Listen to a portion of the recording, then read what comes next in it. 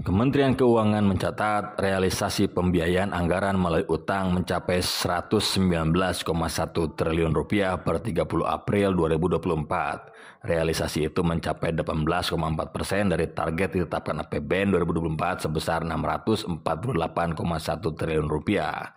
Adapun realisasi itu turun 51,1% jika dibandingkan dengan posisi pada April tahun lalu.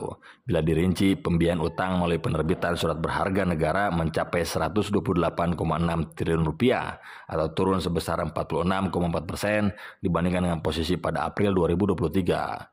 Bahkan untuk penerbitan SBN secara neto mencapai 128,6 triliun rupiah, itu dibandingkan target APBN yaitu 666,4 triliun rupiah. Itu berarti mencapai 19,3% dari target APBN di bawah 20%, kata Menteri Keuangan Sri Mulyani.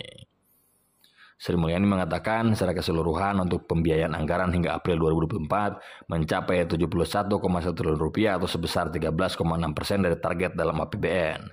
Dia menyampaikan realisasi pembiayaan anggaran itu turun tajam sebesar 68,3% dibandingkan dengan posisi pada periode yang sama tahun lalu sebesar 224,4 triliun rupiah.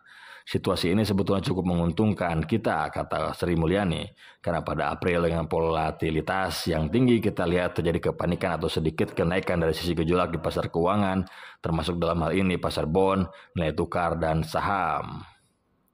Lebih lanjut, Sri mengatakan dalam situasi volatilitas yang tinggi di pasar keuangan, seperti tingkat imbal hasil surat berharga negara dan US Treasury cukup terukur.